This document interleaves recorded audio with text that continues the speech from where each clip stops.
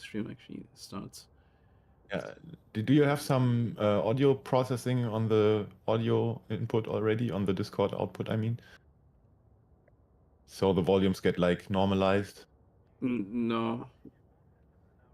You can just add a filter to the specific to the input you're capturing and add a what's it called? I mean, Compressor, I think. I have the game sound and the Discord voices on the same audio device. So if I hear those two in balance, then they have to be in balance on the stream as well.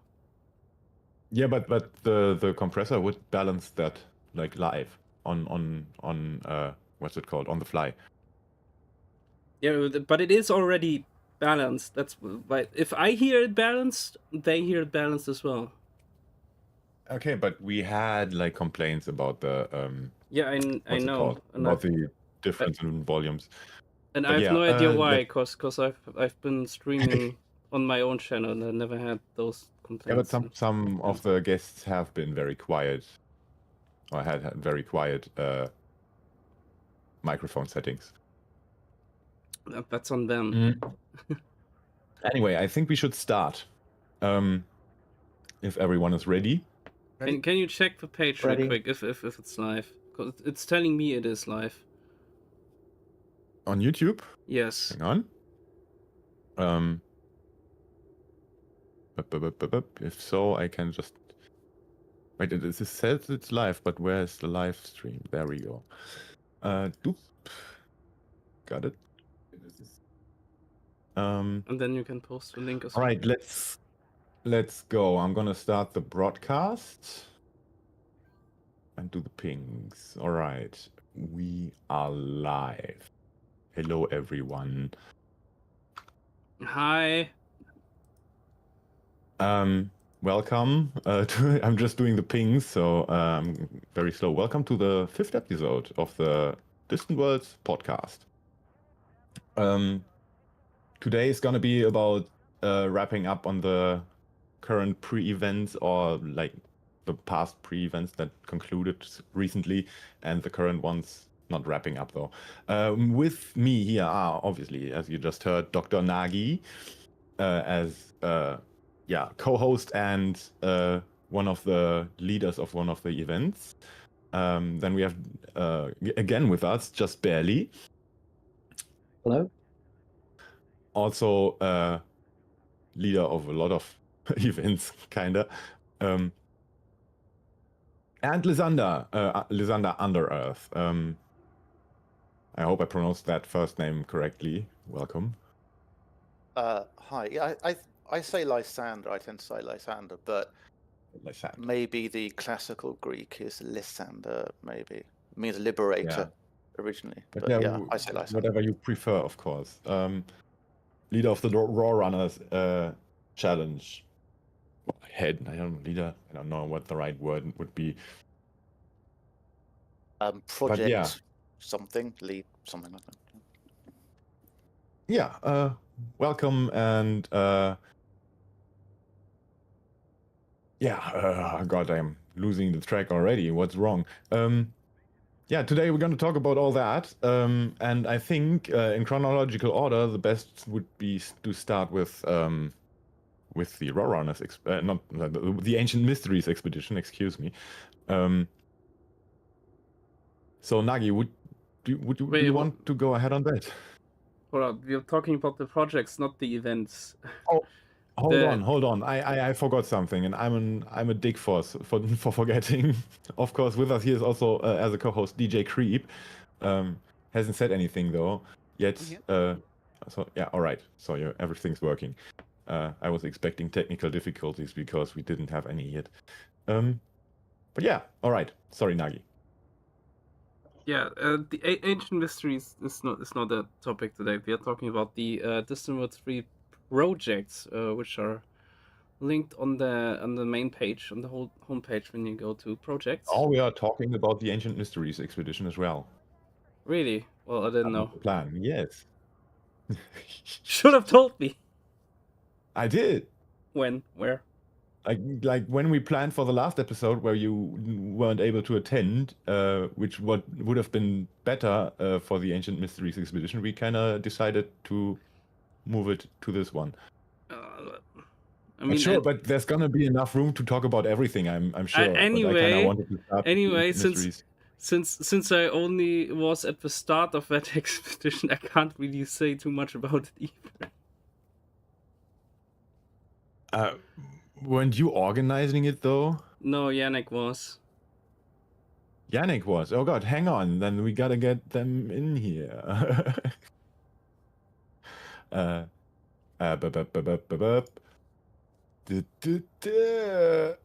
is the? Hang on. Yeah, but all right. Then like introduce us to the other topics. I forgot to announce. Yeah, the projects are the big things that are going to run alongside the expedition instead of the singular events that we have done so far. We do have the Rawrunners, which is basically doing the expedition without engineering.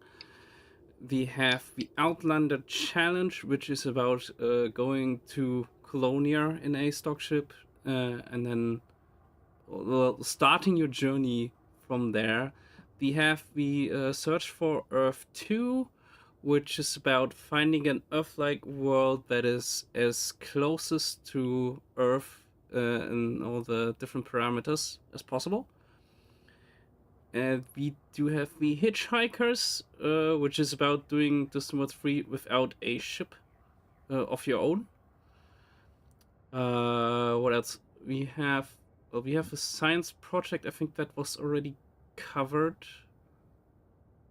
And then there's also going to be the search for the missing DSSA carrier, which we will not talk about yet, because there's nothing. There's nothing to reveal about it at this point. You'll just see when we get there. But yeah, those are the main ones. Where should we start then?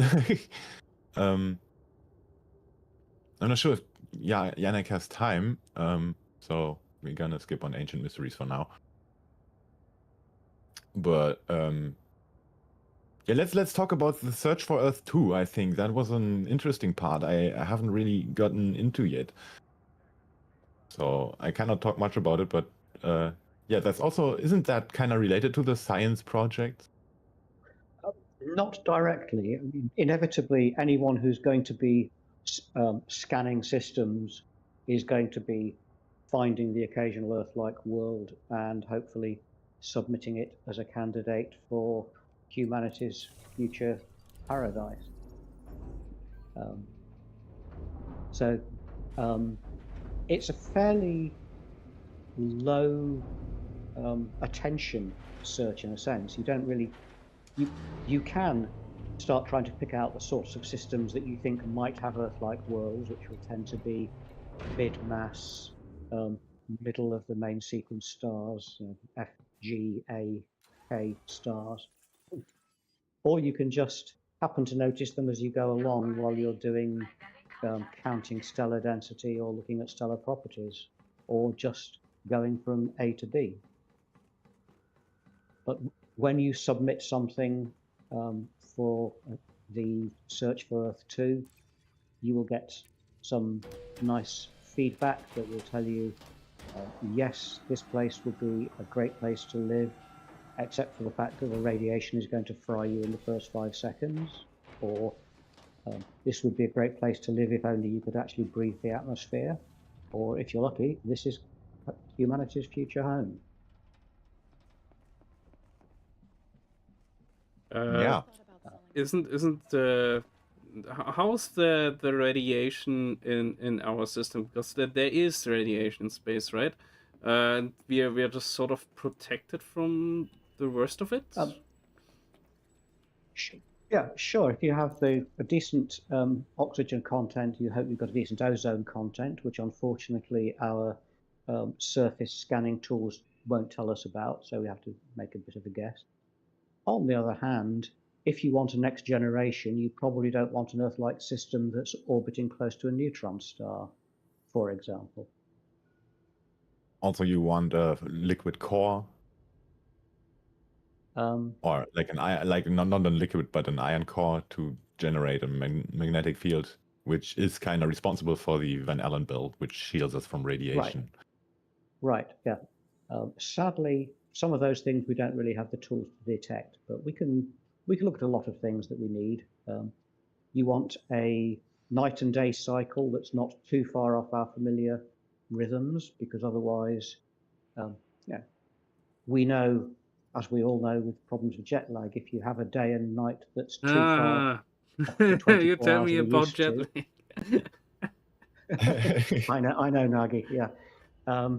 If you're too far off our 24-hour rhythm, then your whole biological system starts going askew, and you then have to have artificial day and night, which rather defeats the object of living on an Earth-like world. There's quite a narrow range of oxygen pressures that you can actually breathe without having to use artificial breathing assistance. Yeah, It's not clear. Yeah. I was watching the second Avatar movie on the plane, and that's also a planet where humans can't breathe without help, for example. Right. It's quite likely that you want a large binary body, either a satellite or a co-orbiting planet, which will provide you with tides. It's some of these things we don't actually know that whether humanity can survive or not. But what we do know is the closer the planet is to Earth, the fewer unknowns there will be that we have to find out the hard way.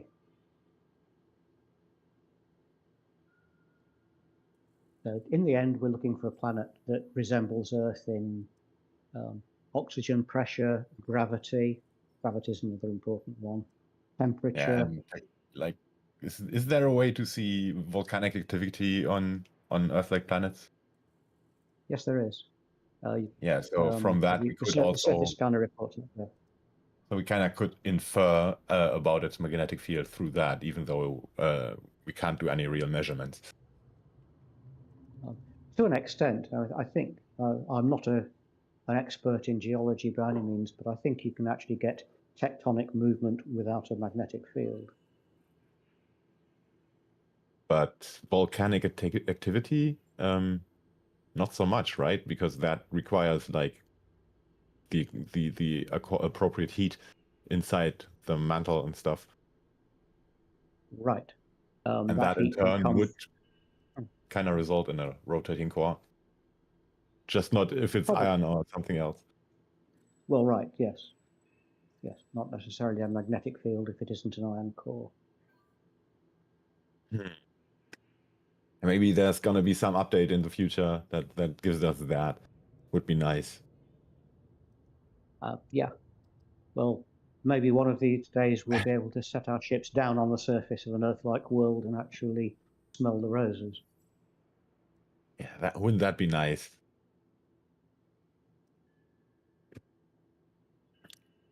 Well, maybe we will get some new vegetation now after we had this discovery in HIP whatnot. We will see what FDF will do with it. Yeah, I've been wondering about that because the way the story has been presented, my going theory was that the lady that crashed there had turned herself into a new life form somehow, which turned out to be trees. Apparently, we are still searching for her because we got another message, right? I still have it in my inbox. Let me see. Yeah, territorial's work classified.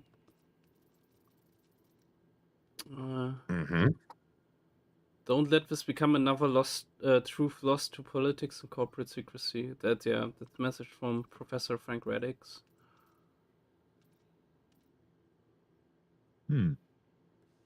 Yeah, well, there's certainly more biological consequences to come from this, but I suspect that they're not going to be good ones. Generally, the good consequences don't make good narrative. At least not if they come right away. Right.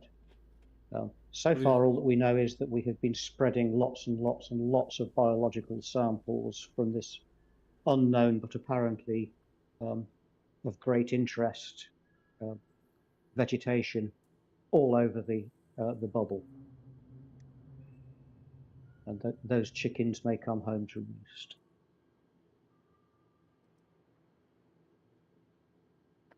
Yeah. But so as for the search for Earth 2, I don't think there's very much to add really to what we've said. All right. I guess when the main question is how do I contribute to it? How is the data collected and analyzed? The data is collected by doing detailed surface scans. You will need to be running one of the tools that synchronizes to EDDN or EDSM, a tool like EDMC or ED Discovery. And then essentially we can pull all of the details we need about the planet. So you just tell us, I have found this Earth-like world in this system, and we will pull the information on it, give you feedback immediately on what sort of a world it is, which aspects of it are good in which respects or otherwise. And then it will be just entered into a database to be evaluated at the end of the expedition as we pick the most attractive world from each of the regions that we're going to visit and the most attractive of all of the worlds as the grand prize winner. What's the prize? The prize is to have discovered the future home for humanity. Could you possibly want anything beyond that? Money. Do we get a spot on that world? Yes, I think you certainly have the right to land on that world as soon as anybody else can. And I'm also wondering that, like, given the ever-expanding population, if you look at where the bubble is now, the population is obviously expanded to millions of planets, and so the idea of finding a single Earth like that will become a home for humanity, or the cradle of humanity, whatever you want to call it. I can only assume that's in some dystopian order, only available for a select few. I couldn't possibly comment. I couldn't possibly comment. Well, have you looked at the values of the Founders World, by the way, on that note? How that compares? Actually, not yet. That's a very good interest. It'll be interesting to do that, to run it through the evaluation system. Yeah, the Founders World and obviously Earth.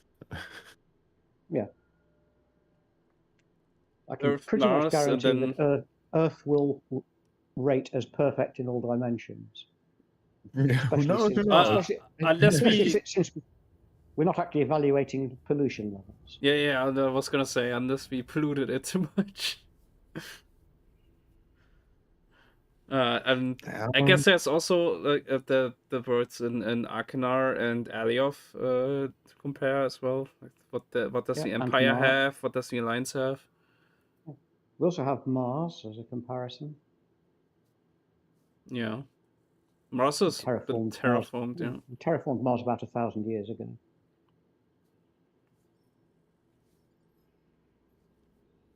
Maybe 500. 23 something. It's not too far. Yeah. So Yannick has arrived. Yes, Yannick has joined us. Hello, everyone. So we finally got an authority on the Ancient Mysteries expedition. Hey. I suppose as good as any. Yeah, also because So, what because do we I have? only did the start of it due to my vacation, so I couldn't talk too much about it. Yeah, So I mean, what was that all about? Because I thought Nagi was the main organizer on that. Nagi was High G. That was his. He was the main sort of principal of that, and I was the main principal of Ancient Mysteries. So it was like we sort of took turns in that one. So did we talk about the IG exercise on the podcast before? I don't recall. I don't remember. I did Like, there's talk a lot about about it on the. I did talk about it on that the one. German live stream by the Stellar Nebula community. Yeah, and the name of it is pretty self-explanatory. So the high G exercise was practicing high G maneuvers, landing. No, maneuvers. Yeah, Which is landing. apparently obsolete now because we got Exactly. this new ship with the new thrusters, which apparently work better in but IG. some people will still need or would have still needed the practice, because not everybody's bringing that ship. That why don't we call it the Caspian? Why didn't we dance around that name so much? But yeah, I got one on my guys. I got one on my alt account now, and I called it the Le Gaspian.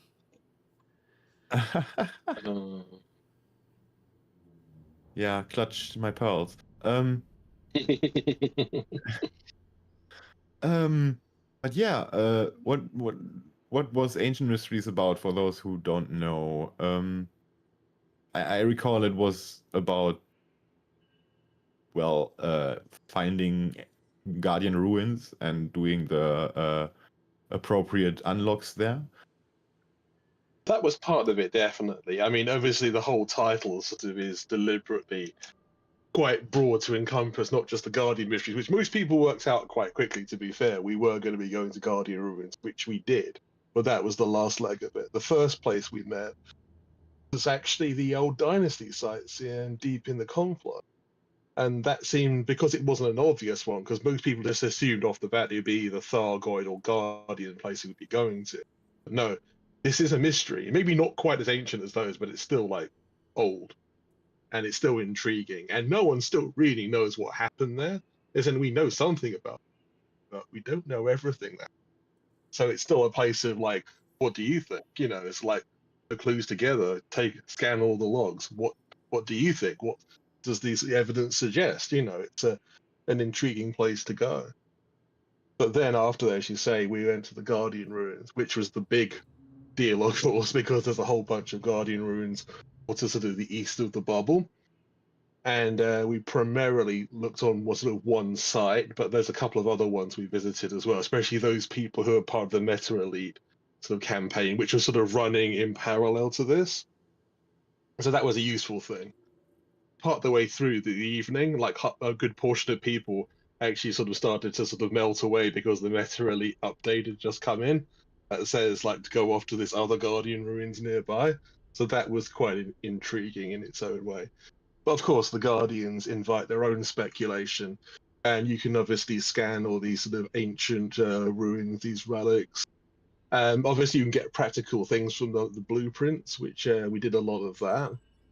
And that was part of it. Part of it was a practical thing, but part of it is also the fact that the Guardian ruins are still one of the most interesting aspects of the game in terms of in-game actual sort of sites that aren't human. Because obviously the human sites we all know, and you know, there's certain amount of variation, but it's not, you know, huge. But the Guardian ones, because obviously they are an alien technology that we don't completely understand, there is still that sort of sense of wonder still. I think even now, after many years of sort of visiting these places, there still has that sort of element of wonder. And I do think it's one of the better sort of aliens, the technologies that the FD ever put together, including, you know, when the first Thargoid base came out. remember how sort of intriguing that seemed. But yeah, that was the other sort of major part of the ancient mystery. And also we finished the evening at what I call the bonus site, which is obviously the Guardian beacon on the way back to the bubble, which anyone's not visited, that I suggest you do so. It's like an orbital Guardian sort of base or a satellite. No one's really sure actually what it is. It's a spectacular thing about the size of a space station. And you really have to see it. Just type in Guardian Beacon and have a look for yourself, because it's one of the most spectacular things you'll ever see in a lead. Exaggeration. Yeah, especially activating it. Oh, yes. Start moving around and everything. Yeah, that's very impressive. And it brings out all of the best in humanity, which is finding interesting alien technology and shooting at it. Or pilfering it for our own needs. Yeah. As we are inclined. Yeah. I mean, that's the only way we can interact with it. Yeah, that's the two choices. You pilfer it or you shoot it. We're providing it energy. That's what we're doing. We're charging it. Yeah. You're not damaging it. Kinetic energy. Can you actually charge it with kinetic weapons? I don't think so. I think it's just energy lasers, isn't it? Or the scarab lasers or whatever. But yeah. Yeah, I think the Guardian Beacon only ship lasers will be able to charge it. Yeah, but it's still very much shooting arrows at levers. Yeah. Yeah, the best traditions of humanity and also of sci-fi. You know, so like, what's that? We don't know what it is. Let's shoot and ask questions later. Yeah. So,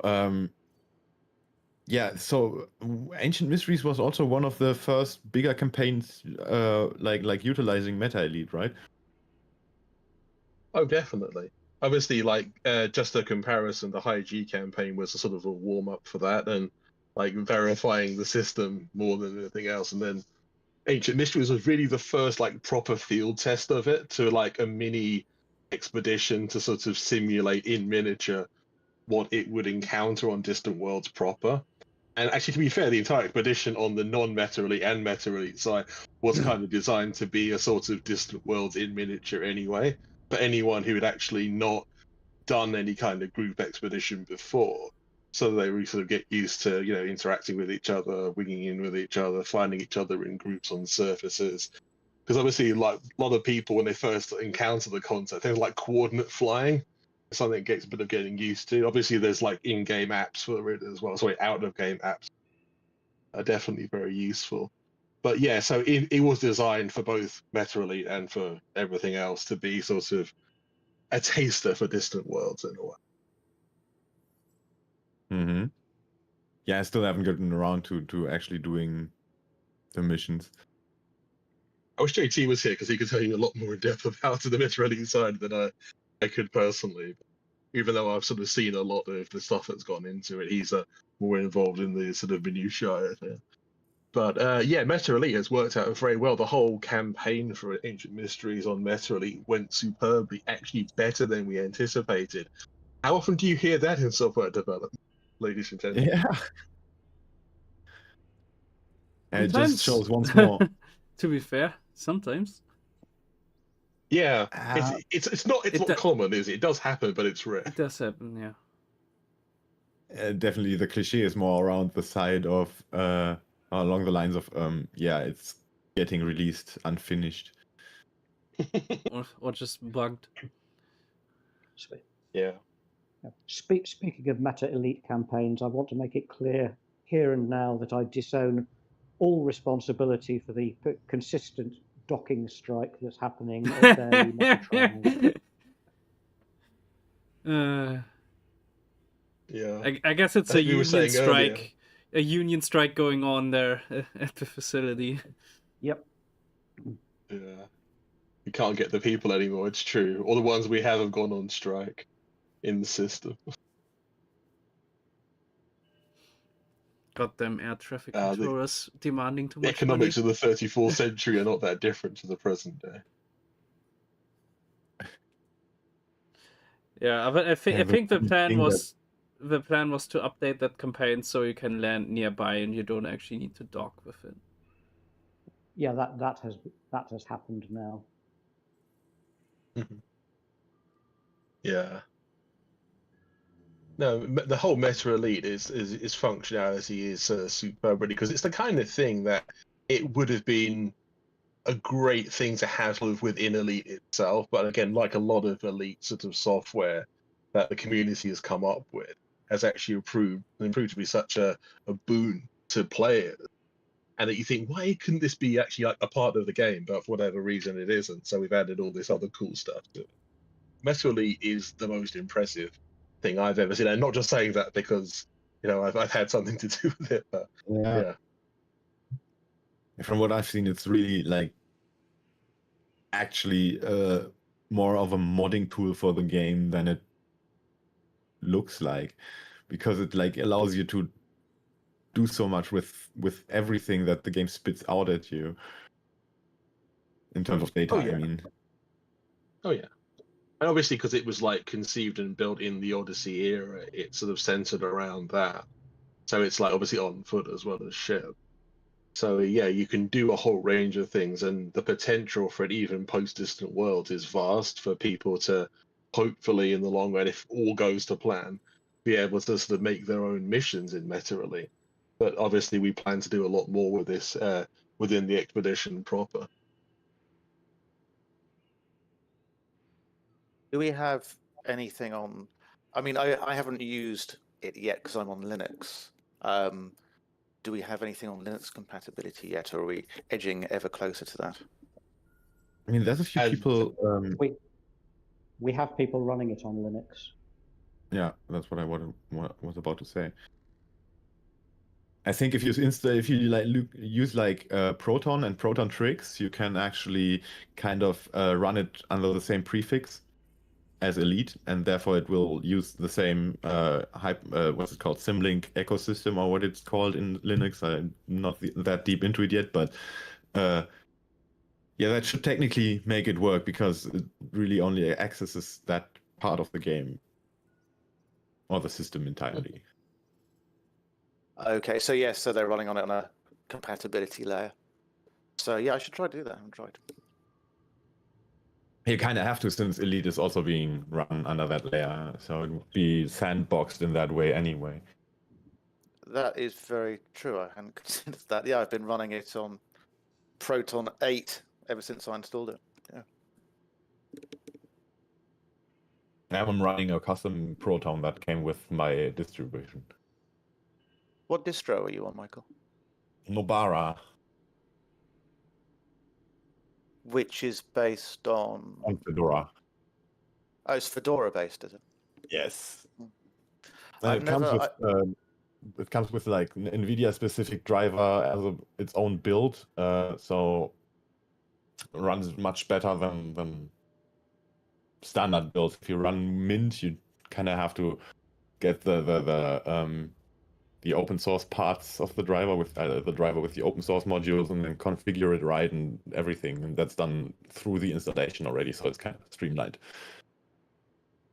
Yeah, I was quite pleasantly surprised at the amount of people in FleetCom who are Linux users, because being only 3% market share, or I think it's 3% currently, I thought there wouldn't be such a large representation, but it's quite an impressive amount of people who are using it. Runs really well. To be fair, really Elite is attracting kind of tech interested people, like computer tech interested people. It's a very nerdy niche. Yeah. Yeah, I think that's an extremely valid point. Like, I've come from more like the fantasy, horror, gothic side of things. I spent a lot of time playing Skyrim, and I was looked on there as being quite an outlier for using Linux. But yeah, much more technical overall on the Elite side, so it's probably going to attract that type of user more. Yeah, that's why a lot of stuff already is running better on Linux than on the Windows, but it's all still on a game per game basis. Yeah, and I mean, I'm an Ubuntu user, a proud Ubuntu user, I'll say. I started Ubuntu and I went through Debian and Slackware, then back to Ubuntu, and I've got to the point where I'm just like, I just want things to work, so that's fine, and it all works perfectly for me. Elite works super cool in it. So yeah, maybe I'll try the Proton, the compatibility layer for Meta Elite as well. Yeah, can only recommend. Maybe we should do an entire episode about getting Elite running in Linux. And get attack nerding episode. Yeah, it's called all kinds of difficulties that come up with getting the game to run for some people who, for example, I did try to stick with NTFS file systems, which really only cause problems for Steam, because it's using a lot of symbolic links, and those break if you have NTFS and ext4 file systems interacting with each other. Does FDev have any official support at all for Linux, or is it just purely sort of users doing this? I mean, the Proton developers are probably involved in making the game run, because I think Proton has isn't Proton an actual thing that has its own fixes for each game that kind of gets added to it? I'm not entirely sure, but I would think so. Because I think I heard people before asking for the Proton devs to kind of put more attention to a specific game. All I know is that the accessibility that Proton has given to gamers ever since it came along, well, Linux gamers obviously, has been immense. Yes. And it caused a bit of a spike in the market share. I can't remember when Proton came out, but it went from 3% to 5%, which is quite a lot for Linux. And I think a lot of people tried to see whether they could make Linux work as their main operating system, and for some reason they couldn't, maybe because there was a core piece of software that they couldn't work on it, and it sort of slipped back a little bit. But for gaming, it's been unexpectedly good. Yes. But this is a huge tangent we're going on. Yes. We should maybe get ourselves back to on topic. So yeah, Ancient Mysteries. Is there anything left we have to? How many people were on there? How many did complete the Meta campaign? Off the top of my head, I think it was about 120 or more. It could be higher. I can't remember the exact stats for it, but it was quite healthy. So that was a good sign. Yeah, and the campaign is still open for anyone who wants to run it now. Oh yeah, the mass jump. The mass jump was incredibly busy. Mm-hmm. Yeah, that's a good sign, though. It's always good to have too many people than too few. It was the first time we split off into a second instance. Has there been any improvements made to instancing? Because it's been a long time since I've been in a mass jump. Is there any? Oh no, unfortunately not. I mean, the sad part is that, as always, I always describe it this way. This has been the case almost like the foundation of the game. It's like instancing, as much as ever, is a science and an art. You can do so much technically, and you can kind of try and sort of nurture it, but so many things are dependent on the temperament of the internet that day, individual users, bandwidth, so many factors, proximity to various bodies. Sure. Because I think some people who maybe have various players who maybe don't know the details of instancing or whatever, just done much instancing with other people, have often been overestimated how many people they could get into a ground instance, sort of near ground one orbit, because even being fairly close orbit to a planet is actually not that great for instancing. You have to be a fair distance from the surface in quite a high orbit for it to really be that stable. Yeah. And to be clear, I'm not I'm not just oofing that at FDev's doorstep. That's I know that there's a lot of other factors that contribute. Yeah. I was just wondering if there's any kind of fundamental changes to how it's done. Not that I'm aware of, no. I mean, unfortunately, I don't think that it's ever been something that's fundamentally really been looked at. I think it was to some degree a few years ago. I don't think they ever did anything to really change it.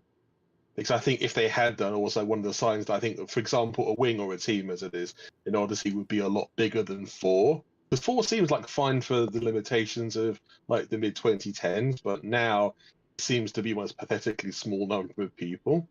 Yeah, And that's in so the netcode is definitely a limitation. I think I wouldn't be surprised if it is kind of more or less the same that it's been since the beginning of the game. just wondering for obviously for the impending Distant Worlds 3. You know, I remember the horrors of trying to get everyone into a session, get everyone into, trying to get everyone into the jumps, having to like go into Super Cruise, drop, go again and drop, like redropping multiple times to try and. And I when think you it's fun land a to do that, jackpot yeah. because you just sat in the drop phase for like 5 straight minutes. I mean, this is a good Yay! example, yeah, of like how the weather of these sort of connections almost changes where the internet does. Like, I think when Nagi launched the high G, the first jump from the bubble, that was incredibly smooth and it worked a wonder. And we were thinking, is this going to be like this since now on? And then basically when the Ancient Mystery started, the old problems started to occur as well, thinking, okay, nothing has fundamentally changed. Some days it works like a dream. And some days it's just it seems to barely work at all. It takes ages to get people together. Yeah. We've So, had people's while games we're- crashing as well. Yeah, that's a big part of it too. That never helps. While we are on that, though, there's gonna be practices for the mass jumps, right? Because there's a This lot is of people true. who've been asking for that. It's not Mhm. been announced yet, but yeah, guess you can tell that there's gonna be some. So Yeah, that's we do nothing have something cooked up by Pseudo, which will help organizing the mass jumps better. Hope people will use it, and we'll see how things play out. But I more on think that's that going to later. help a lot with organizing the mass jumps in the future. If even people take part in it who already have experience with it. The jumps are funny to participate in. I remember like no one wants to jump first. You know what I mean? So like everyone tends to like throttle up a bit slower to get there because everyone wants to see that like mad Star Wars kind of like blah blah blah blah blah blah blah. Blah. So like just about everyone in the group tends to like play this kind of reverse game of chicken with everyone, like waiting for everyone else to jump first. Certainly, some Wonder people how, there if that there's any way of holding kinda back. making that better. It's gonna be really interesting because I'm as a hitchhiker, I'll be on board someone else's ship, and that's one of the things we're gonna test on Sunday. Actually, when I am on board someone's ship, can I add other people to the team and have them drop on my signal, or how does that even work out? That's one of the things we'll test. Oh yeah, that's something I wouldn't know how to answer. Oh yeah, because it's whether or not you're in control of the nav controls for the ship, or if you're afforded those controls as part of a teammate, right? But can I even invite people to a team when I'm on someone else's ship? So I don't while know. in multi-crew. Yeah, the multi-crew's just entirely separate, isn't it, from the whole team's piece? Like the That is multi-crew is right. still considered to be No, Horizons. if you right? if you're not using the telepresence, but if you're like using the physical one, because for the physical one you literally just join a team and board someone's ship when stuck at the same like thing. physically on foot, you mean? Yeah. Right. Also- Also, so Yeah. if you open the team, if you start up the team as the team leader, that shouldn't be a problem, should it? I think that would be the thing that determines whether you can invite others. I've been in a team on foot, but I've never actually led a team on foot, so I'm not actually sure how that works. We're Oh, gonna time find to out. find out, eh? Hey, chorus. It's a Teams bold on step foot. into the unknown, the whole Hitchhikers. Yeah. Yeah, I don't think anything like this has been attempted before. Of course, you can theoretically just sit on the carrier all day throughout the expedition and not do much, and say you've been on this woods, but that's not really the point of it. Yeah. Right? So Yeah, I think we need actually another event or another project, which is Couch Potatoes Guide to the Galaxy. Yeah, that could be fun. yeah, so we are gonna have shuttle pilots. We still need to create the role actually on Discord for it. So you can ping them and request to be either be shuttled to a place or to an activity, which could be exploring. You know, it's just, hey, I want an exploration buddy. Want to be in the passenger seat and explore together. And I believe there's even some controls you can do for exploration as the passenger, but I'm not sure. That's something we're gonna test. What definitely should work is that you get both Turret controller. names. That you get both names on a tag, on a first discovery tag, when you discover the planet. So if I'm not mistaken, the discovery the surface scanner does have a multi-crew icon on it, doesn't it? I'm not in a ship right now, I can't tell you. You could go into a ship and check. Suppose. Yeah. What Zendor says, I think you can DSS as a passenger, and I'm pretty sure that it's like that. Same with mining, of course. And let me think, was there something else that could be done with multi-crew? Yeah, weapons, of course, but exploratively, I'm not sure. I'm pretty sure you can control limpets, so that you could do that for mining, but that would mean you could also use them for repairs or refuels. Yeah, and of course for just collecting stuff. But yeah, I think scans can also be done by multi-crew. Absolutely. Everyone in the crew can FSS at the same time. Well, that was true with telepresence. Whether it's true with physical presence, actually, I'm not sure. I think, yeah, it wouldn't change for physical. Yeah, do you want to get someone with the big system a lot faster? Want to get someone with a Caspian? So yeah, DSS, ship functions contributing to exploration or tactical awareness. Then I just posted a kind of roundup on that. Launch and control small fighter craft from a larger mothership. Oh yeah, SLFs. Yeah, SLFs is one thing. Ship's turrets, of course. So yeah, you were wanting to experiment with turret mining anyway, right, Nagi? Yeah, turret mining and the limpets. I don't know if you can use the pulse wave analyzer. If that would do anything, maybe you can look around with it and it would have another angle or something. Did I just cut out? So my name No. Okay. Yeah, my name fine.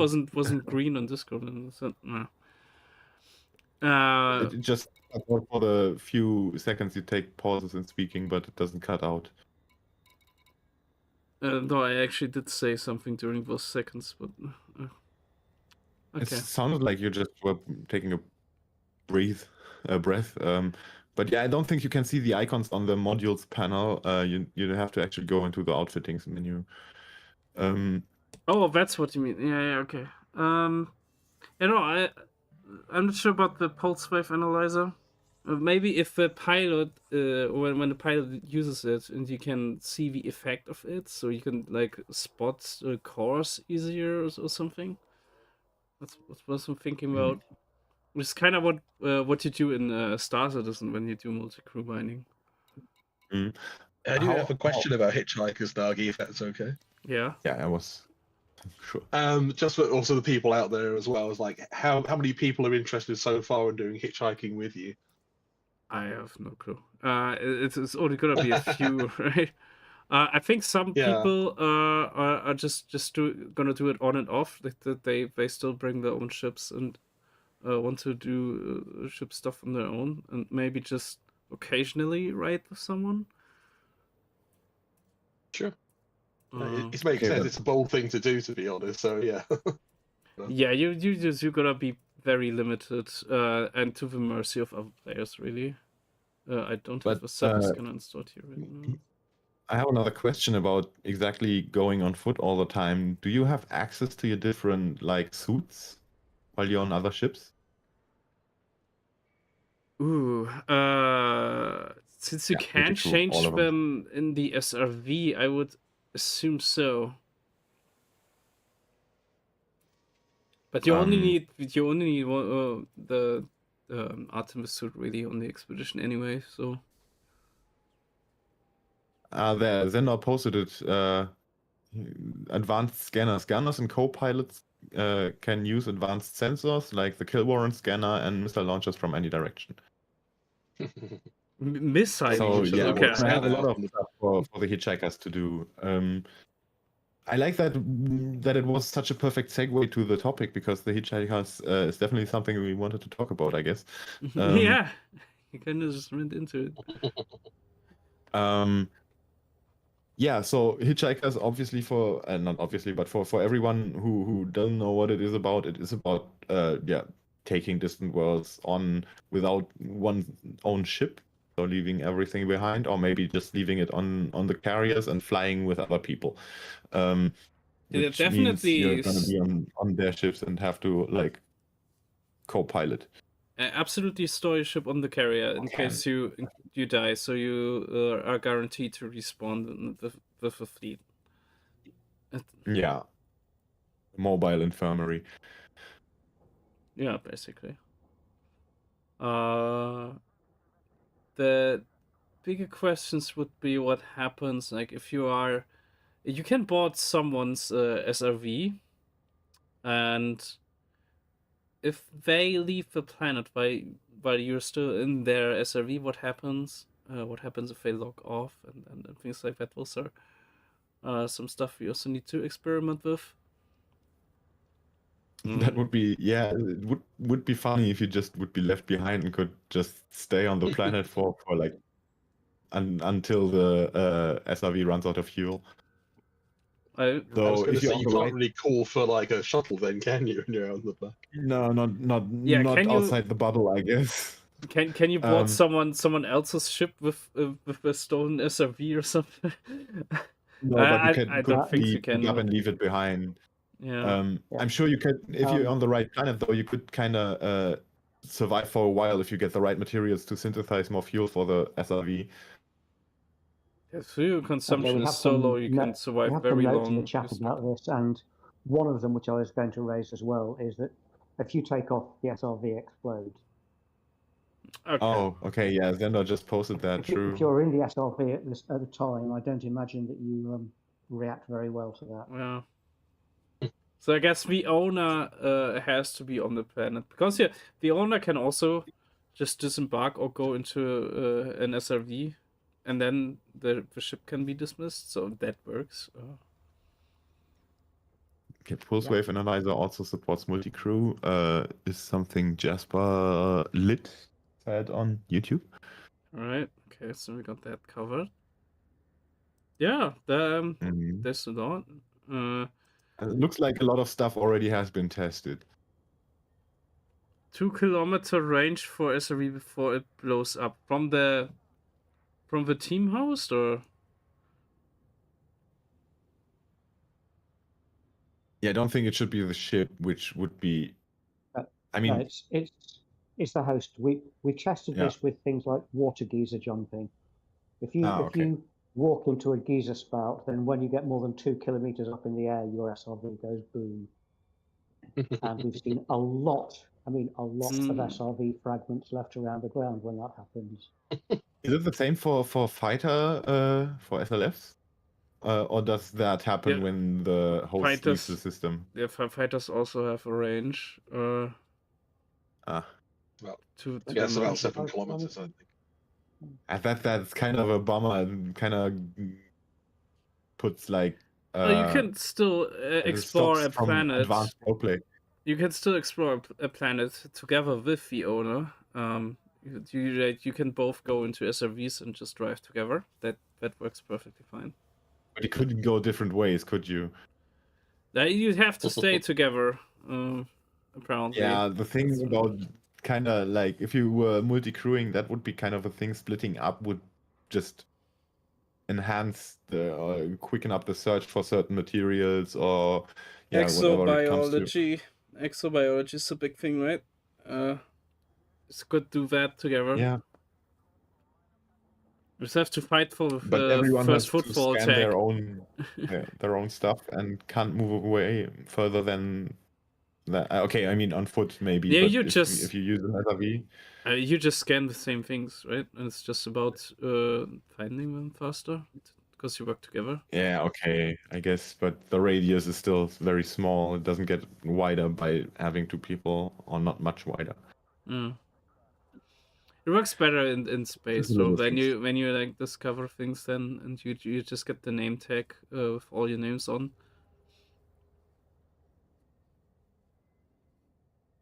That's why that's why Zeno, I you watched said Caspian. I also noticed the Panther Clipper also has 4 seats. None of the old ships had 4 seats, so that's something new. I've never had. I've only seen 2 vessels. The 4th. When I back? boarded, through. I was on foot. When I boarded the ship, it gave me a selection of 4 seats. Where's the 4th though? I don't know. But the Only Caspian, captain's seat the behind Caspian you. definitely has 4. You can see that when you look around. Oh, that's something. 4 more pips for combat. Oh no, I in the can't see Caspian. them, Michael. I can actually see Oh, them. I 'cause wonder, has anyone already tried like an anti-Xeno build for the Caspian? it'd be insane. Someone Like has, probably. if you have 4 people on board, like each multi-crew member brings an additional pip. Yeah. So you can have 4 pips in shields and 4 pips in engines or something. And 2 pips in weapons. No, 1 pip in Yeah, weapons. it's a lot. Yeah, you get 3 additional pips. And yeah, Michael, I can see the seats in the Panther Clipper. I see 2 if I look this way. And 1 if I look this way. Okay. And the one I'm sitting in.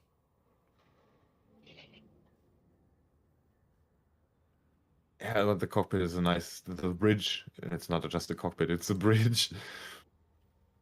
But yeah, I wonder if there's gonna be more Star Trek homages in the future. Because I kind of want to see a ship where the captain's seat, the pilot seat, is further in the back, and actually has like more of the bridge in front of him before looking out the window. Yeah, it's sadly not that practical for this game, since you need to see. In Star Citizen, you have a different situation there. I mean, you have captain's chairs that are further back, and then you have other maybe. chairs that have the helm controls. Maybe it comes with a new UI layout that kind of focuses more on having to, exactly rely on sensor data and stuff. We'll have to change it out from current gameplay for that. Yeah, who knows? Just the UI, maybe a little bit more of an the compass is very, very minimal in the current UI, so maybe the compass and stuff like radar are a bit expanded with more details or stuff. Could be, but yeah, I'm just spitballing.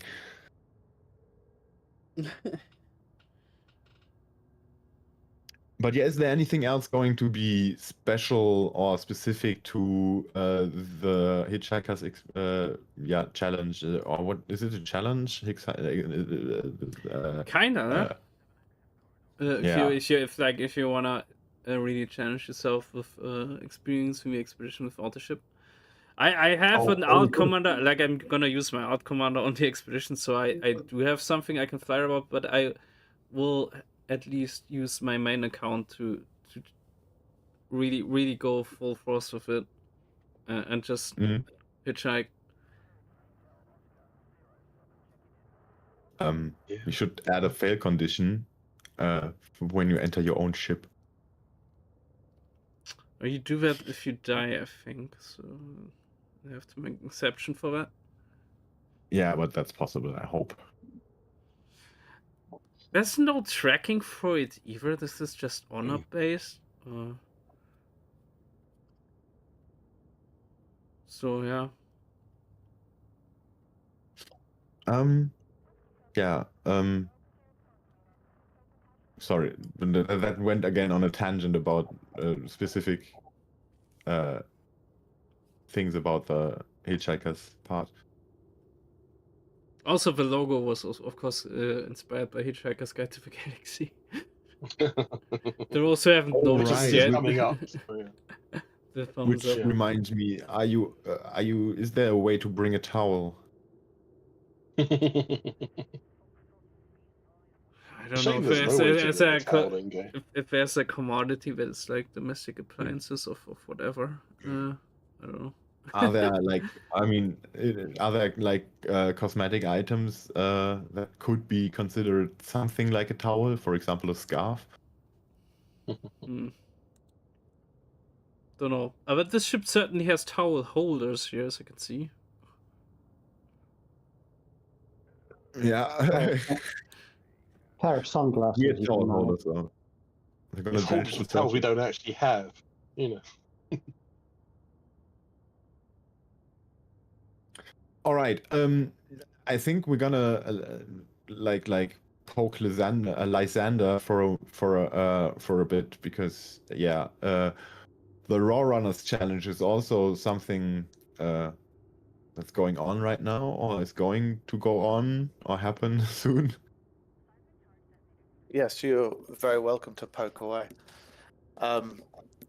So this is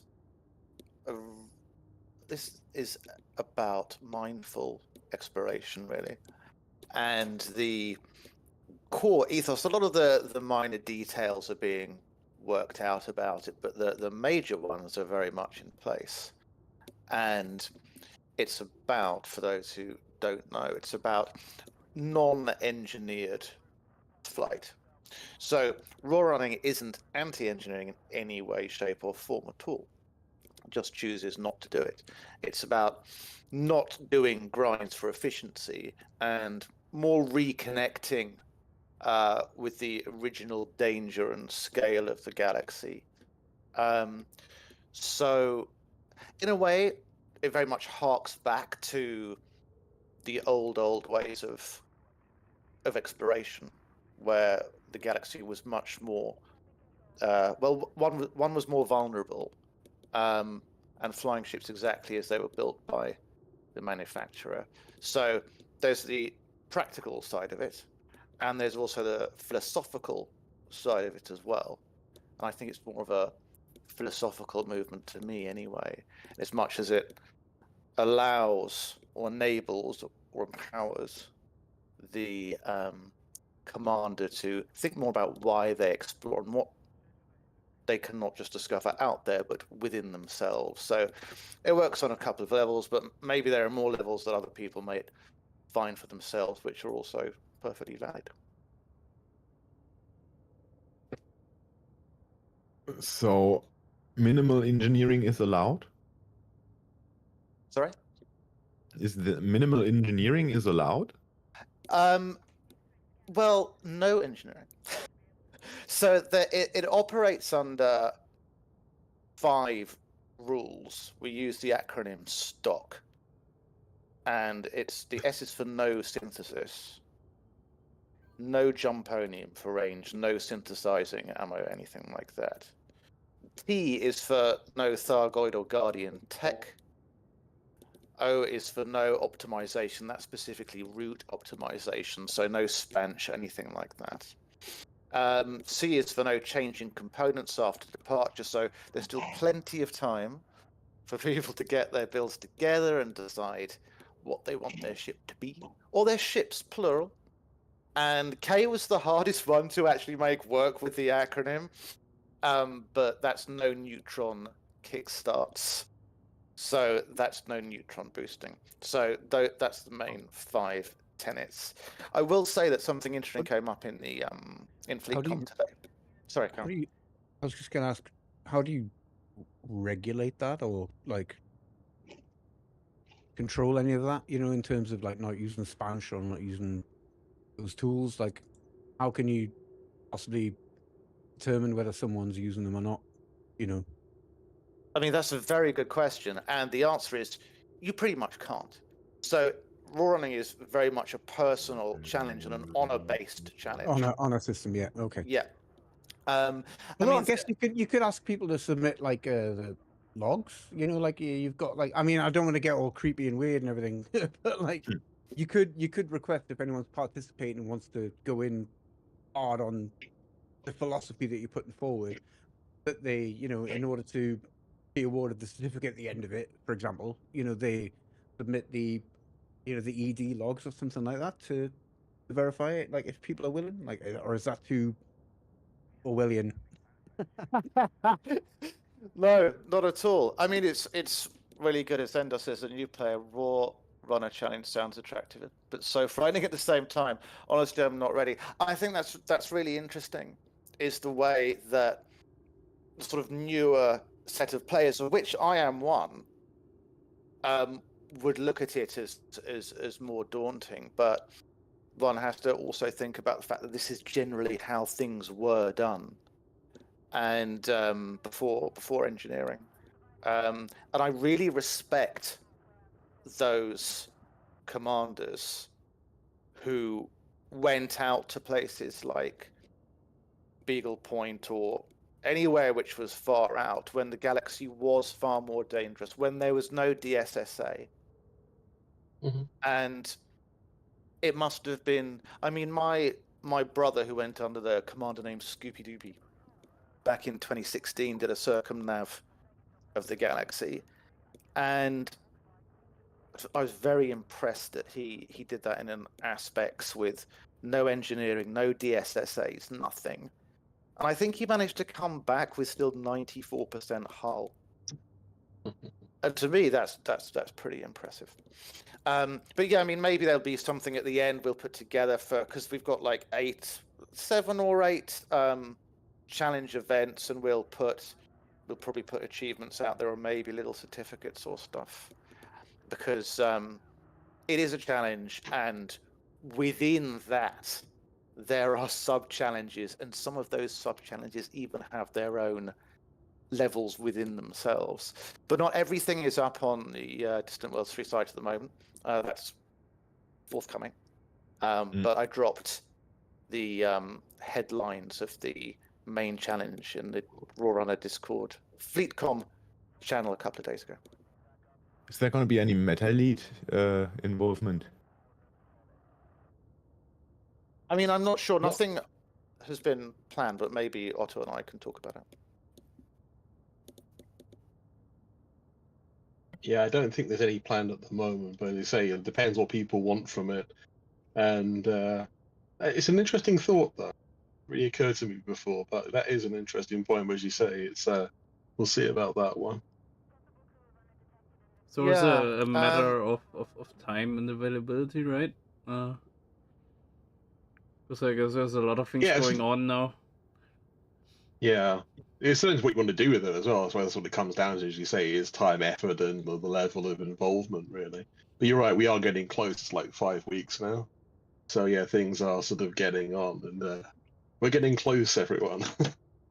Yeah. Zendor mentions, did your brother forget to request docking when he came back and destroyed by station? Actually, he's got it on video. And I'll try and link it somewhere after stream. He's got his docking when he came back. And he was absolutely crapping himself when he went in, because all that cartographic data would have been gone. Fortunately, hung on one like docking experience, as in, you know, that's it, because he hadn't landed anywhere since setting off. You're saying? I mean, he'd landed on planets, but there'd been no docking at all. Yeah. Yeah, like no actual station. Yeah. Yeah, exactly. And I think he went to Beagle Point just after Distant Worlds 1 had been there. I'm not quite sure. But yeah, there was no landing in stations or anything like that. I think there's a nautical term for that, and I think they call it brown trousers time. Yeah, very much so. Yeah. So yeah, there are two for people who don't know much about it. There are two schools of raw running. There's the purist school and the pragmatist school, because there is some flexibility there. So the purist school is for those who will not engineer any of their ships at all, and the pragmatist school for those who will have at least one raw run vessel, but will switch between raw run vessels and those which are engineered. So you can switch it up. This is like the school of thought, which is like if you're going to play a Souls game, knee summoning, no no summoning anyone. You've just got to slug it out on your own. But yeah, no, I get that. I get the thing. And like, I went on Distant Worlds 2, and I kind of, I did it in a fully weaponized, A-rated Crate Mark II. You know, and then I could have picked up a DBX and got, 50% more jump range out of it. Could have gone with an Anaconda or whatever. So I kind of imposed my own challenges on it. The Pegasus running an Eagle, which was fun. But like, yeah, I think I think we do feel maybe a little bit, and I don't want to speak for everyone here, obviously, but I think there's a tendency to feel a little bit spoiled at the minute with how much perks and internals and optionals we've all got available, which is fantastic for new players coming in. They can just like, throw down a few dollars and get a really good head start, and just get into the nuts and bolts of the game. But I think, there's the people who hark back to from the premium beta, where like you had to start with a Sidewinder with like 100 credits and good luck to you. And there was no data courier missions or anything. You just had to like work your way up, and there was no insurance. There was no, it's like thinking back to those days where, holy crap, you had to earn it, right? You had to no really insurance fight even. for it. Never heard about that. Yeah. One. Wow. Yeah, Okay. well, was it premium beta? But there was no insurance. I'm thinking. I'll introduce it later, or I don't know. it's not beyond the realms of possibility that I was just dumb enough to like not be able to afford the insurance, and that I ended up back in a Sidewinder after crashing my Cobra Mark 4 because the boost button is right next to the landing gear button. But shut up! It's not my fault. But It's your fault for nothing is that way. yeah, exactly. But yeah, I think we could all think back to a time when like these challenges were there, and going through them does bring something out of you, right? It does teach you something about yourself a bit if you're willing to. I do enjoy all the luxuries inside the bubble, though, or for traveling between Orion and the bubble. Of course. Absolutely. Yeah, I mean, I haven't been to. I do something which I call downscale play, which is where I go very much for sort of depth rather than breadth of things. So I haven't been to the bubble for a very long time. I think I was there at the beginning of this year, but no, last year I was in the bubble, and then I left for Colonia, and then in late spring I left Colonia and just flew left and decided to see where I ended up. And I've been in this one system called Hyperbra EVP D578 since July. Same system. Wait, isn't it kind of close to my carrier? Hold on. It's Uh, the nearest carrier, as far as I'm aware, is Ericsson's Gateway. But which carrier are you? Hold on. My carrier. Don't dox him. Oh no, it's okay. It's Fafla ZILD9-10. But it's near the Hyponia sector, which is left of Colonia and is a permit locked sector. So my carrier is above this permit lock sector. What's the name of your character? Skyrim. What's the name of your carrier again? HSRC Meow Force 1. Do I Yes. see that correct? That was en route. That was one of my stopover carriers. Yeah, Sorry. I was there, and then beyond. See, I've been in the same system since then. On the same moon, actually. I've been living on the same moon for like 5 months, Wow. and just monitoring its day and night cycles and the libration of its gas giant parent, which was surprisingly accurate in astrophysics as far as I could tell. Because I couldn't work out what the gas giant was doing on the horizon, because from my ship's position in a crater, which I think 39.2104.3 degrees, the gas giant moves up and down on the horizon like a yo-yo. I couldn't work out why that was. And that oscillation was its libration because of where I was on the surface of the moon. So if I flew to the subplanetary point, which I think was minus 180 degrees 0, something like that, then the gas giant was just locked overhead permanently. And that was very satisfying to find out that was accurate, that the physics of that was accurate, or accurately simulated anyway. So that's quite fun. So I like doing things like that, and just seeing how much depth I could go into in a completely random location, because, and this links to raw running as much as we have to, for me, I like thinking about the depth of things that we might just miss. We zoom past planets so often without thinking what a single place, what the value of a single place. Mm-hmm. So that was the idea behind that. And I also invented a clock as well, which was quite fun.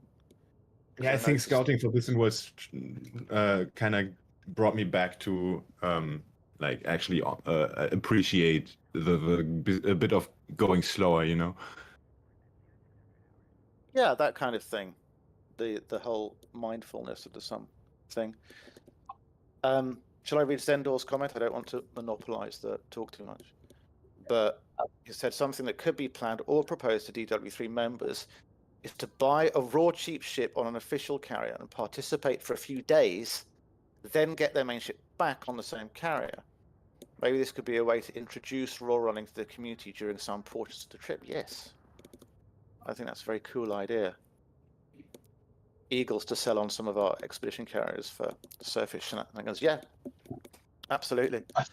The whole concept of raw running has been a very good one, and I've sort of long approved of this idea, and I think it's wonderful the level of sort of philosophical detail you've got into as well. Because you say the idea of like a back to basics approach is very good. There've been even a few, I think, expeditions who have actually tried something similar and like, you know, literally non-engineered ships. But you say that, I mean, I was one of those people, not the first wave of Deep Space Explorers and Elite, but the second.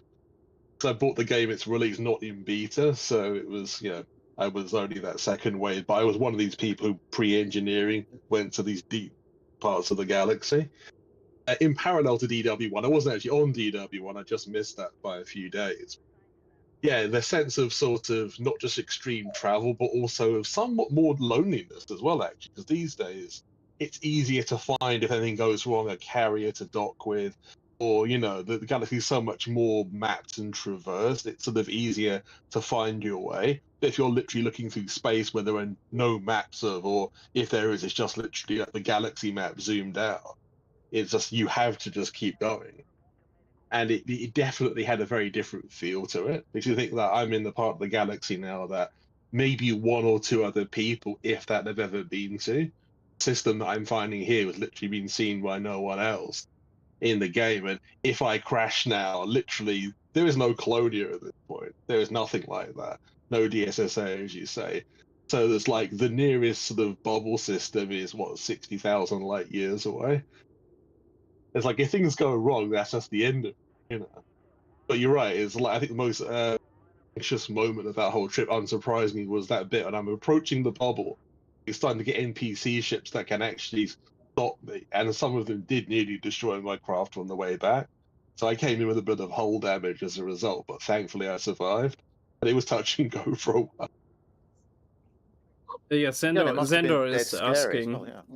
Zender is asking that if it's true that you had to plot every jump manually back then, but I think the run was like that at the very start, like It's at like release. alpha and beta test or something like that, I think. I can't remember because I wasn't involved, I just read about it afterwards. And But I also by the time the remember- actual launch. I also remember because I read about Zulu Romeo's travels. It was the first person to Sagittarius A star. I think when he arrived there, he also still had NPC pirates showing up in like every system that he passed through. So that is also a thing. Yeah, that definitely happened back then.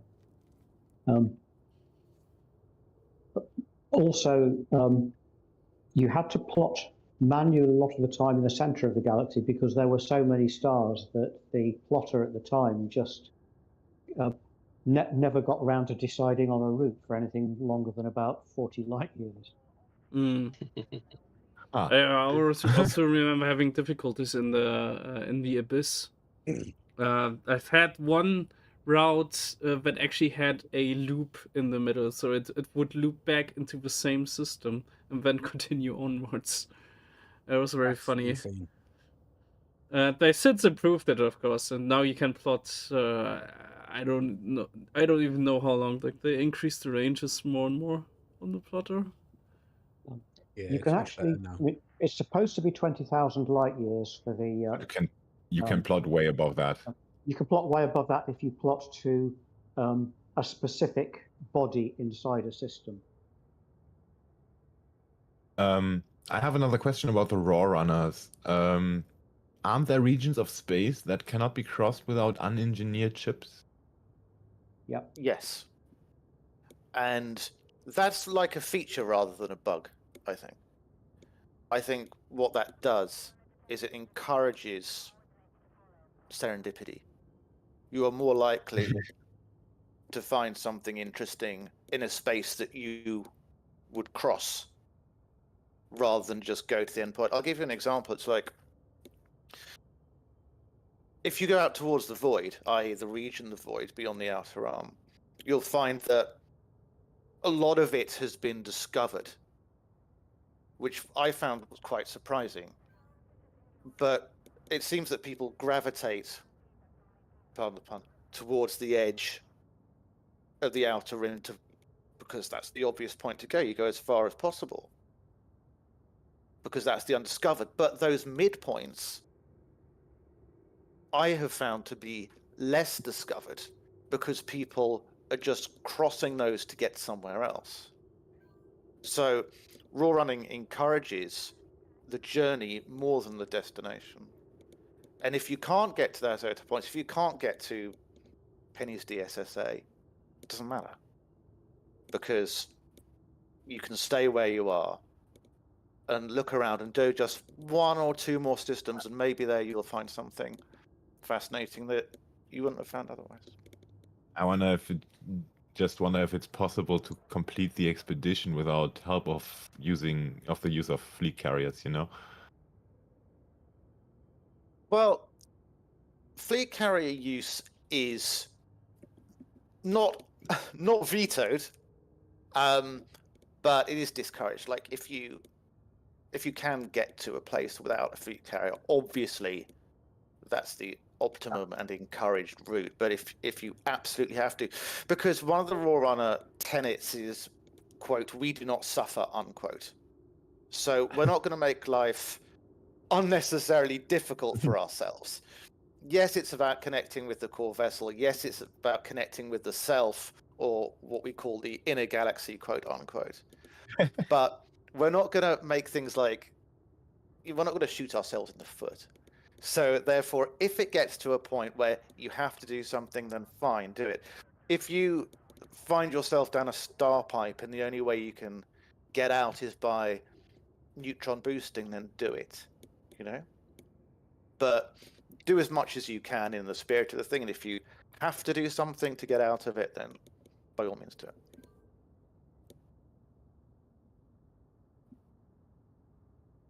Makes sense. Yeah, absolutely.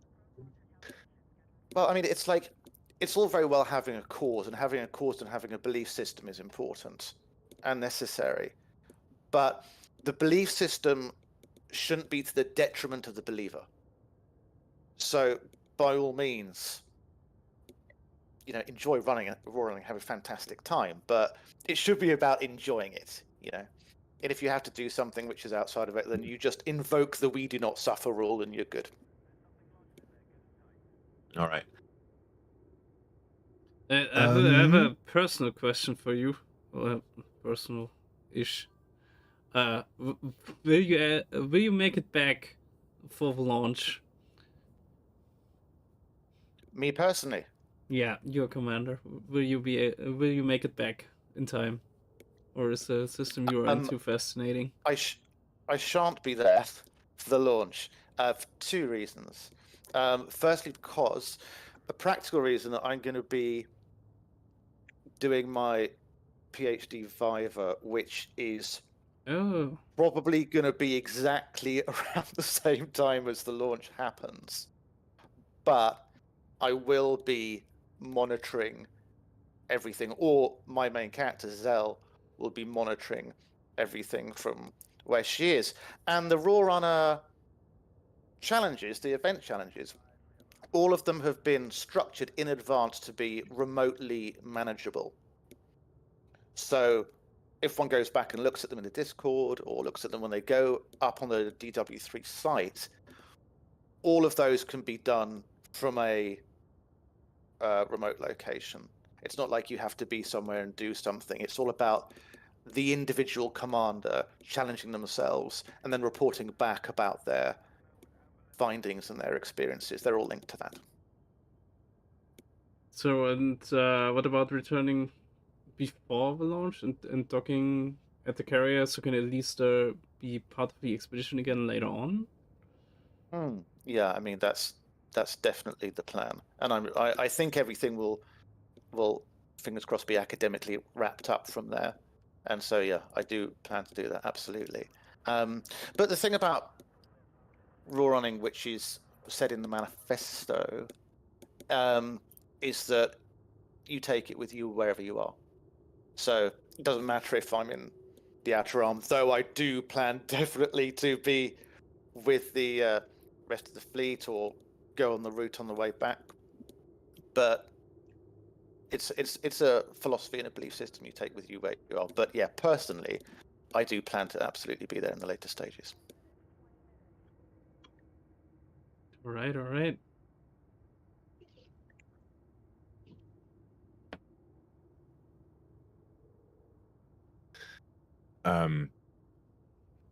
we going to talk Sorry, about I got cheese? distracted there for a second. Nagi, you had a whole agenda about other stuff that was going on during the expedition. Would you help me come back on track on that? This is one more thing we could touch on is the Outlander challenge, but it's more of a thing that happens at the very start, which is about going to. But the original Outlander challenge was to fly your stock Sidefinder to Colonia and basically start playing the game from there. So you just need to grab a fuel scoop and a bit better FSDs to be able to actually get out of a bubble and get there. But that was pretty much it. And then you start your whole career and live it out in Colonia. and we do have a bit lighter version on it of it for Distant Worlds 3. I'm just not super sure about the specifics of it. It's mostly thought up by Arimus, I believe. Where you The can current rules, on the challenge are actually simply a sidewinder. You're allowed to engineer it pretty much any way you want and rate the modules as much as you want. And that's it. There are people who are planning to combine it with Rawrunner, and they have all of my admiration. I am extremely impressed by those individuals as well, I have to say. When I saw those concepts start to emerge in FleetCom, I was highly impressed. And one or two people have spoken up already to say, yes, we're definitely going to be doing that spliced challenge of Outlanders / Rawrunner going in a unengineered sidewinder from the launch site to Colonia. So more power to them, absolutely highly respectable.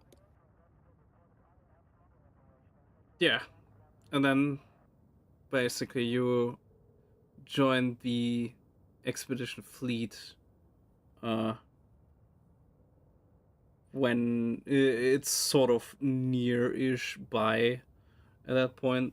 So you're not jumping with everyone else at the launch, but you basically launch from Colonia. And yeah, that's then we have the DSSA carrier, which we can't say anything about at this point, and anything else will be smaller events that will just happen during the day-to-day life of the expedition. There's going to be races and whatever people come up with. I believe the idea was to give volunteers an ability to host an event, and they come up with stuff.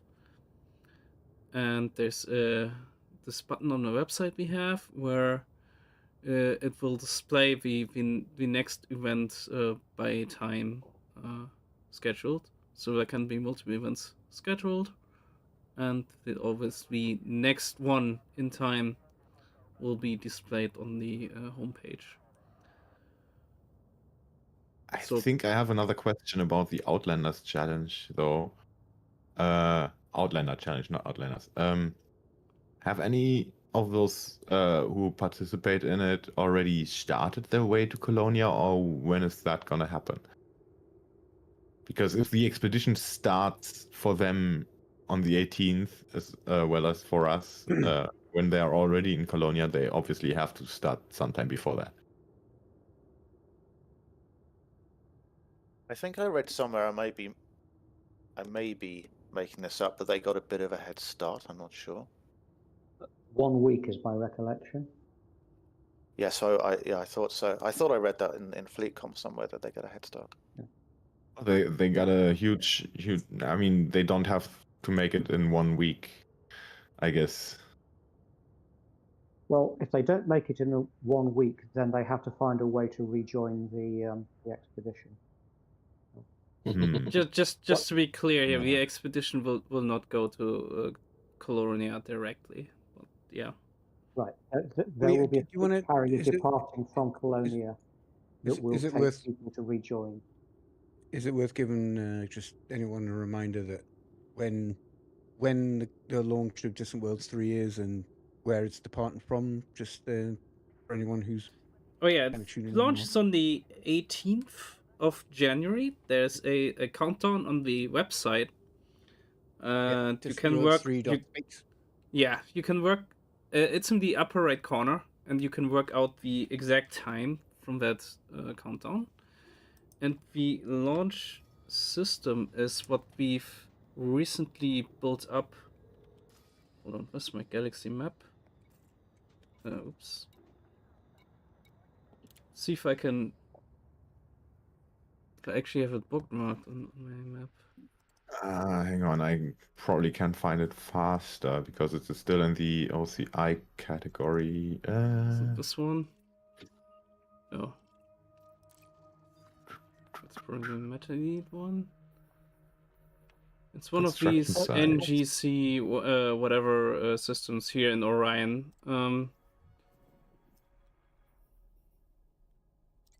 Folks, I'm going to have to leave you here. Thank you very much for giving me airtime. It's been a pleasure talking with you all, and I'll no doubt do so is again. Yeah, we were reaching the end actually. But yeah, let's find the system name for the launch system really quick. But it's also on the website, isn't it? Is it? I think it's missing from the Yes, website it should actually. be. I think I found it. Where was it? See the launch countdown and everything, but I'm not seeing the actual kickoff point. Was it on the project side and then the shoulder of Orion? Oh yeah, I found the system. It is NGC 1981 sector ZU-Y D27. Hello, Chestnut. And the actual launch of the space pod that was built, I think it's on this moon here. Yeah, there it is. DW3 headquarters. With the Outlander challenge, correction slightly, it will be launching at the same time as the rest of the expedition. So I think we will try to work out, is a week long enough, is 2 weeks too long? And I think to be like, yeah, a week seems about right. And there will be a carrier to pick up the various people of the challenge from Colonia. So that's a thing. Even though the expedition isn't going that way, the Outlander people will be picked up, and they will then rejoin the bulk of the expedition with everyone else. There you go. And just thinking back to Distant Worlds 2, I remember that, like, just before the expedition kicked off, there was some coverage at Polygon, quite famously, that somewhat boosted the enrollment very late in the day, shall we say. Yeah, And the I'm media just coverage wondering was kind of responsible for that. Yeah, and I was just wondering if anyone's aware of any kind of similar coverage due to be going on between now and launch, or is So kind of 4,000 commanders signed up? Charlie has told us that he submitted something to the Epic Games Store. We'll see what comes out of there. Mhm. Yeah, unfortunately, we don't have our direct line to Polygon anymore. It seems. Yeah, and And, don't get me Polygon wrong, I'm not itself, praying Polygon. for it. I'm more so just whether or not we should brace for that influx of players. Sorry, Nugget, go on. Yeah, Polygon itself doesn't exist anymore. That's the thing. Well, Yeah. not in the same way it did. Yeah, sure.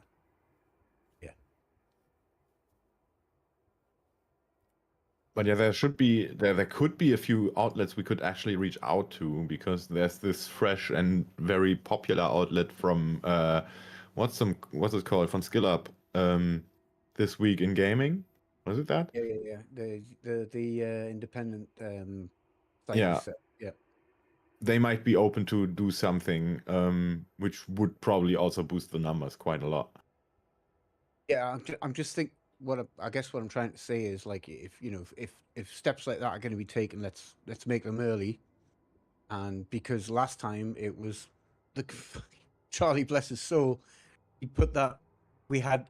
You'll remember, guys, like how many people we had on like launch day saying, how do I kit out a ship? How do I engineer a ship and whatnot? So if you're going to get word out, let's try and get it out sooner rather than later, I think.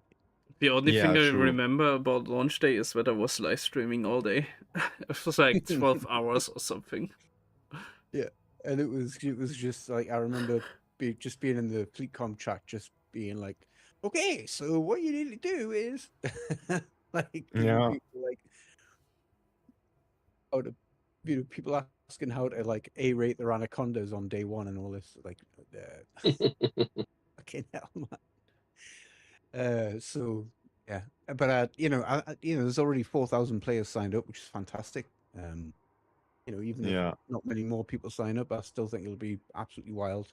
But and for anyone who's not been on any of the Distant Worlds expeditions in the past, I would take this opportunity to say you've never seen nothing like it in a game, in any video game, let alone space sim or otherwise, as this community of people like venturing out into the black and the meetups and the schedules and the organization is just something to behold. So that's my little plug for it.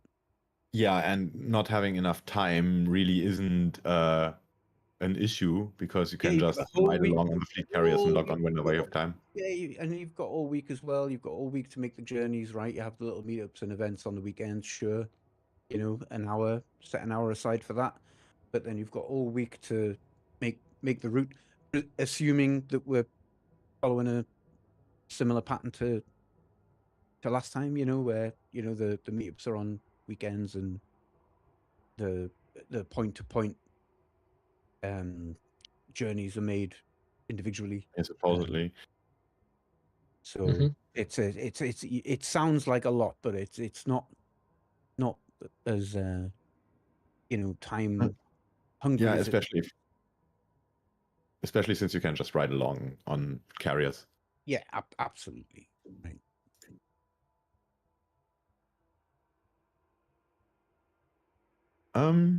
But yeah, I think that covers it for today, doesn't it? Yeah, I think so too. Very cool. We might just... Nah, I think we're gonna keep the cheese for some other time during the expedition, as I originally intended. Oh, do Okay, we can revisit the cheese. I tried some Hokkaido Yeah. cheese, by the way. Like actual cheese that was like made in Japan Yes. on Hokkaido. Yes. And how was it?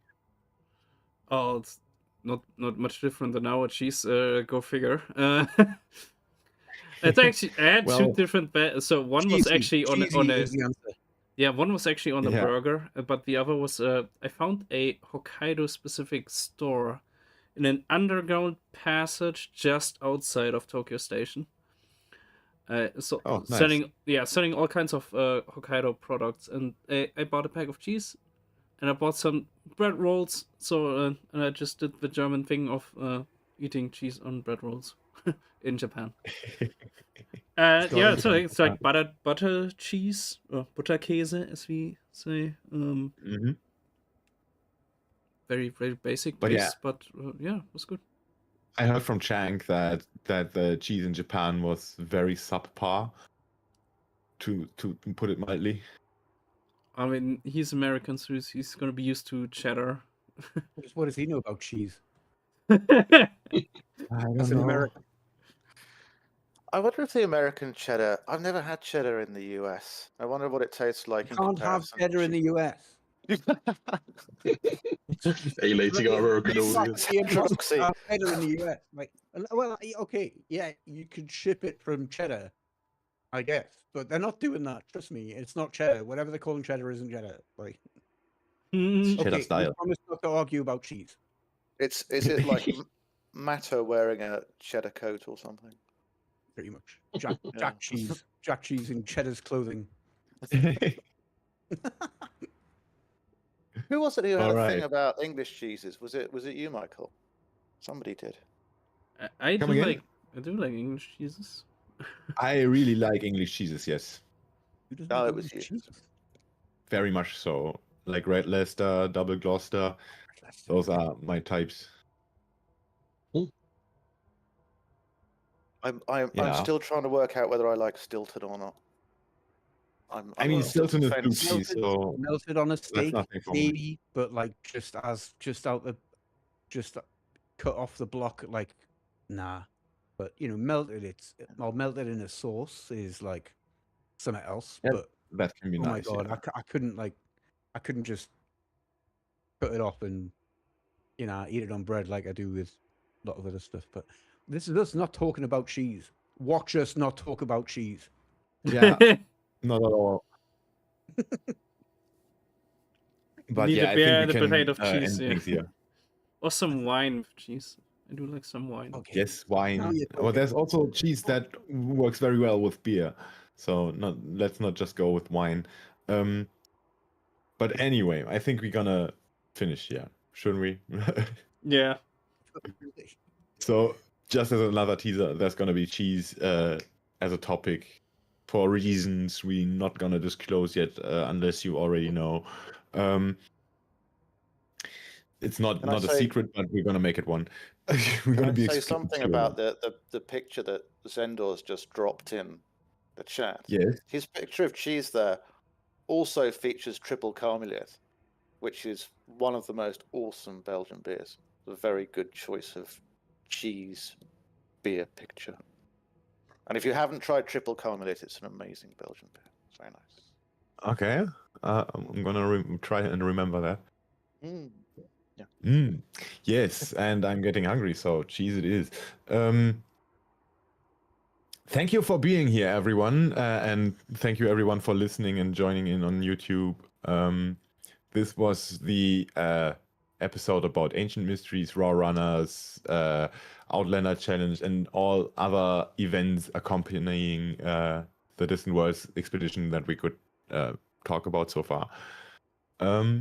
Yeah, and I have no idea what the next episode is going to be about. And hang on, okay, it's going to be on the 26th, so after Christmas. We'll see. I think we'll delay that one to like the 2nd I'm of not sure. January. We're gonna want to keep the schedule, because it also will perfectly Yeah, line like up on that, with the launch week. I'm just gonna say on 26th, I'm not gonna have time because like it's Christmas. Yeah, that's completely fine if you can't. I'm gonna try and we'll see if there's nobody who has time. I'm gonna do it by myself, sad and alone. I'll do it. If it's an excuse to avoid my family, I'll do it. So yeah. Wow. All right. Yeah, we'll see what it's gonna be about. Maybe it's about Christmas in space. But yeah, thanks for listening. Thanks for tuning in. Thanks for being here, Lysander, and just barely already left. Unfortunately, couldn't be here till the end. Yeah, also Nagi, Creep, and Yannick, of course. I hope you had fun. This episode was a bit more all over the place. Yeah, and we will talk to you, read you, hear you, speak to you, whatever, in the next episode, which is either going to be on the 26th, or if it's going to be delayed or anything, or skipped, whatever, I'm going to be announcing that. So, yeah, thanks once more, and have a good night, and catch you soon. Good night, guys. Have a Bye. good one. Good night, all. Good night. Bye-bye. And buy cheese. Yeah, bye, cheese.